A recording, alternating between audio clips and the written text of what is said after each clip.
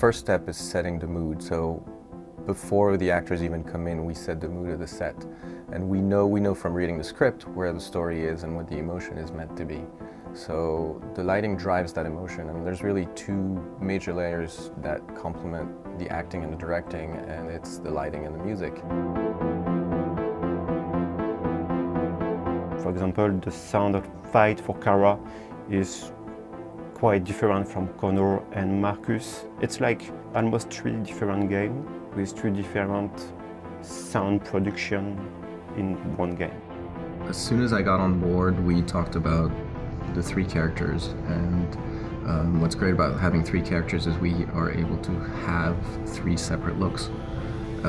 And that was one of the things that really interested me. Cara, who struggles, she's a fugitive struggling through this dark, gritty world. For her, it was thick grain and shaky, long lens, shallow depth of field camera work. I would say that her defining quality is empathy. Cara is an android, but like any deviant android, she has discovered that she is actually capable of emotion, which androids should not be capable of, not designed to be capable of. And the emotion, every deviant has an initial emotional reaction to something that is their kind of first emotion. It's their wake up moment. And Cara's is one of empathy for Alice, who's the daughter of the man that owns her, who's treated very poorly by her father. Her journey is defined by her connection to this other vulnerable person that she wants to take care of. We've tried to respect the arc and the story of the character. So Connor was the most challenging for us because it was hard to give emotion or stuff like that to characters who have played no emotion in a game. Connor is a prototype.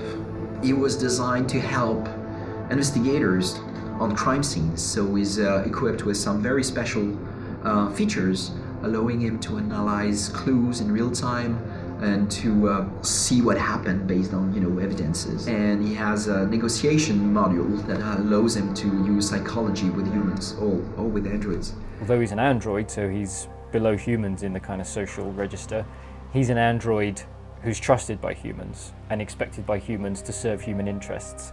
So he has capabilities and freedoms that most androids don't have, and he's expected to help prosecute the case against his own kind. Because he's so logical, mechanical, as the perfect prototype of science that he is, we wanted something very clean. We wanted very small, tight grain. We went for a blue collar because blue tends to make the image pop a little more, and we felt it was appropriate because of the techie side of Connor, because he's so advanced. For Markus, who becomes the leader of this revolution, I immediately was struck with the idea of the Olympic flame and him as a symbol, being reborn as a leader. So orange and white were kind of the colors that we went with Markus.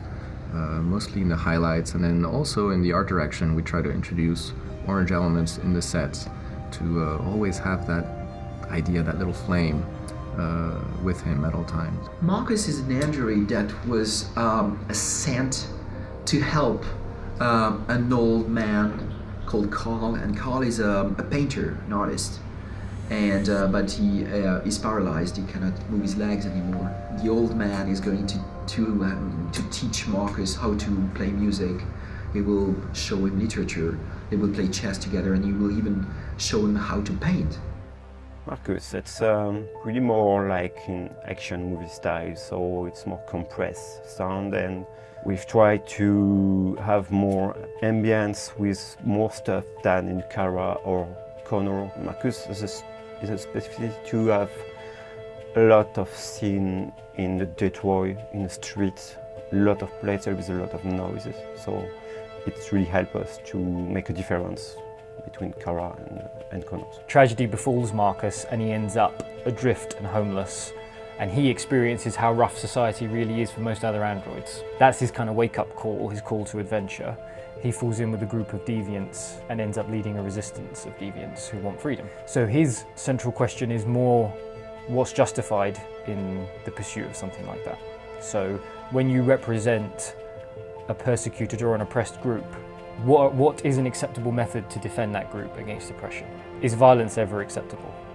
How far is too far in the pursuit of freedom? Each of the three characters is distinct in terms of their abilities and their backgrounds, but they're also very distinct in that the dilemmas they'll face in the society they find themselves in are very different, because they all have three different perspectives on the same central conflict, which is this conflict between humans who have all the rights and privileges and androids who are supposed to have no rights and no privileges.